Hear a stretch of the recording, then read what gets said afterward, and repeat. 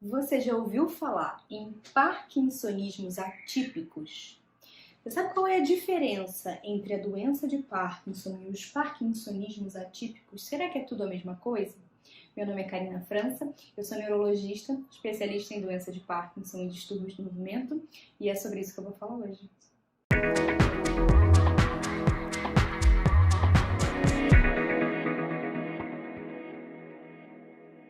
Em primeiro lugar, é importante frisar que doença de Parkinson é diferente dos parkinsonismos atípicos. São doenças diferentes. A doença de Parkinson e os parkinsonismos atípicos têm como principal característica uma síndrome chamada parkinsonismo. Eu sei que são muitas nomenclaturas e às vezes fica um pouquinho difícil de entender, mas eu vou explicar.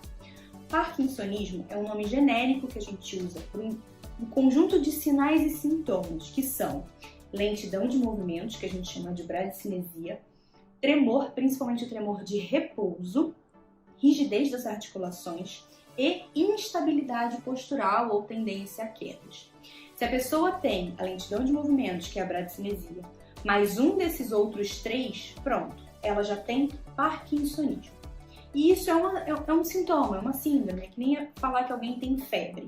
Muitas doenças podem causar febre, muitas doenças podem causar parkinsonismo.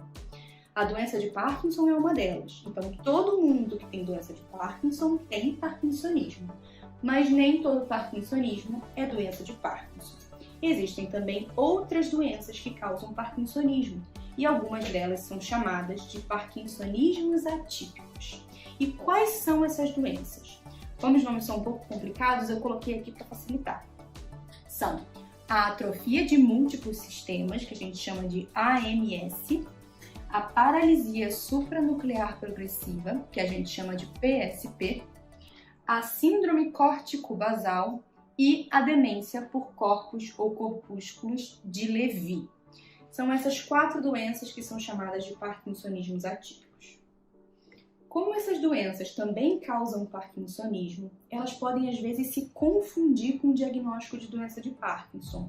Ou uma pessoa começa tendo o diagnóstico de Parkinson e depois de um certo tempo a gente vê que na verdade é um desses parkinsonismos atípicos, ou o contrário. Embora essa primeira opção é de longe a mais comum. Porque muitas das características que diferenciam esses parkinsonismos da doença de Parkinson, elas costumam aparecer depois de alguns anos do início dos sintomas. Então, se um paciente chega bem no início dos sintomas, com 1 ano, 2 anos de sintomas, é muito difícil, às vezes até para o próprio especialista, conseguir diferenciar entre a doença de Parkinson e os outros parkinsonismos atípicos, que dirá para pessoas que não são especialistas. Mas existem algumas pistas clínicas que ajudam a gente a diferenciar essas doenças da doença de Parkinson. E eu vou falar para vocês agora um pouquinho sobre essas pistas. Uma característica muito importante da doença de Parkinson é que o sintoma de parkinsonismo, aquela rigidez, a lentidão de movimentos, o tremor, eles são assimétricos, ou seja, tem um lado do corpo que ele é mais afetado do que o outro.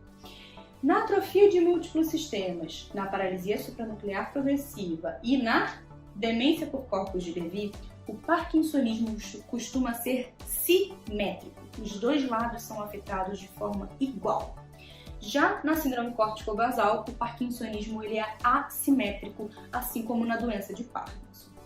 Na atrofia de múltiplos sistemas, além do parkinsonismo costumar ser simétrico, a pessoa ainda vai ter uma resposta não tão boa aos remédios para a doença de Parkinson. Então, a levodopa, a pramipexol, a rasagiline, enfim.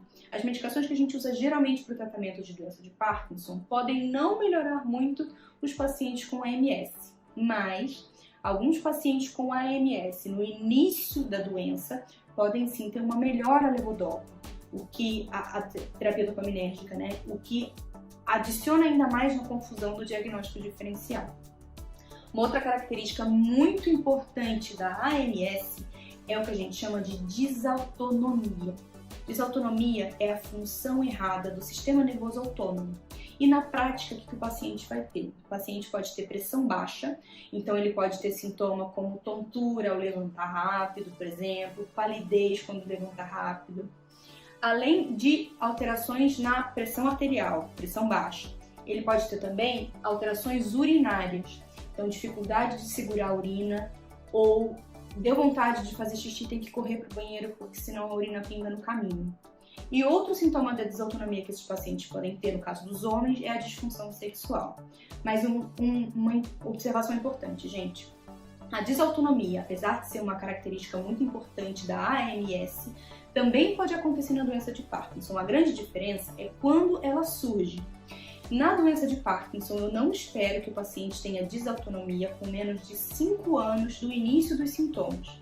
Já na AMS, esse sintoma de desautonomia costuma ser precoce, acontecer nos primeiros 5 anos do desenvolvimento da doença, que é uma diferença importante da AMS com a doença de Parkinson.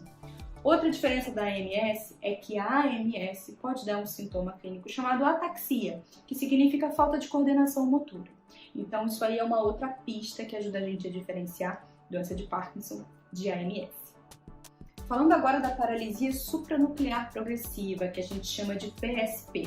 Como eu falei, os sintomas da PSP, eles são simétricos, assim como o da AMS, o que diferencia da doença de Parkinson, que é assimétrico. Outra característica muito importante da PSP são as quedas. Pacientes com PSP têm muita instabilidade postural que leva a quedas, e assim como a questão da desautonomia na AMS. Na doença de Parkinson, o paciente pode ter quedas. É comum que ele tenha quedas quando a doença é avançada, mas vejam bem, quando a doença é avançada.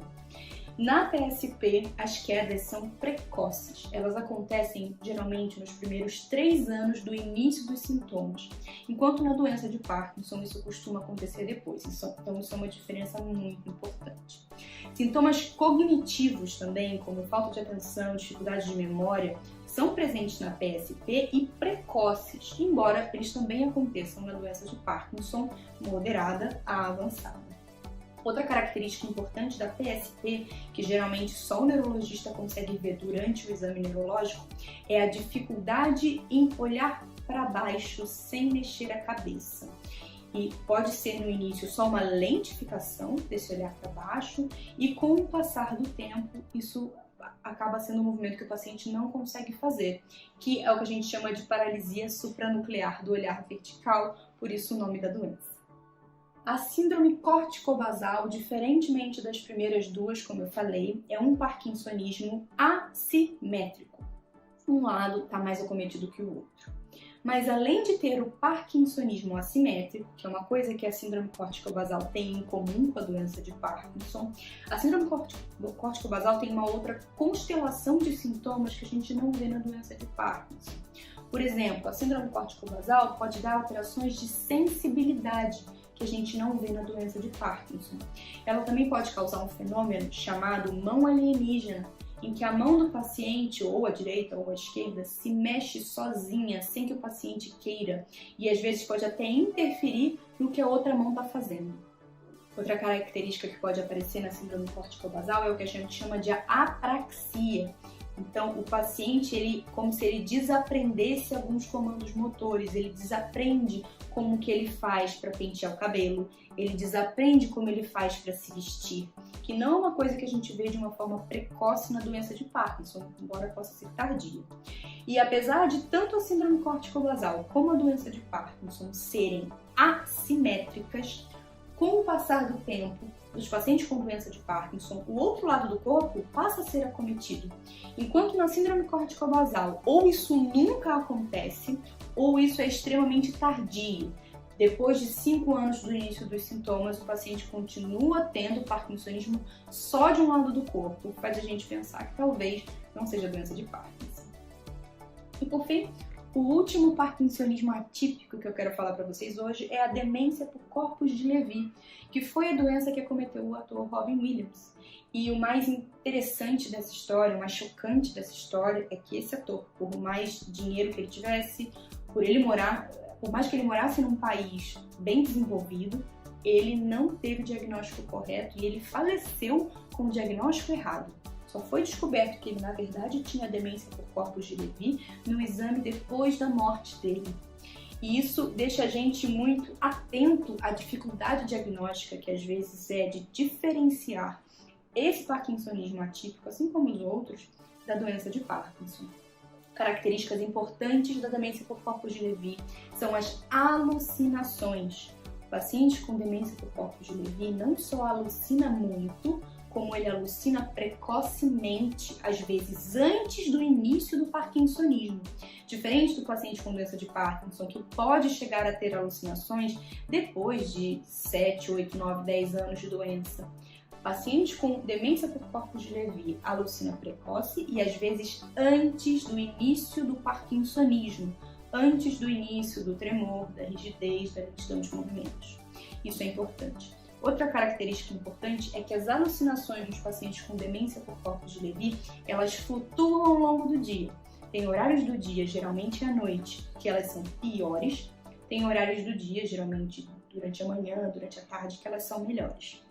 E outra característica é que pacientes com demência por corpos de Levy, eles têm uma hipersensibilidade aos neurolépticos. Neuroléptico é o nome de uma classe de remédios que são muito usados, às vezes, para pessoas mais idosas, para acalmar a pessoa, para diminuir as alucinações, até mesmo em pacientes com doenças psiquiátricas. Nos pacientes por demência por corpos de Levy, os neurolépticos pioram as alucinações e deixam o paciente muito agitado, o que é o oposto do que a gente quer quando a gente dá essas medicações. Então, isso é uma outra característica que faz com que a gente pense em demência por corpos de Levy. É importante frisar, gente, de novo, que no início dos sintomas, às vezes no início da evolução da doença, é muito difícil fazer essa diferenciação.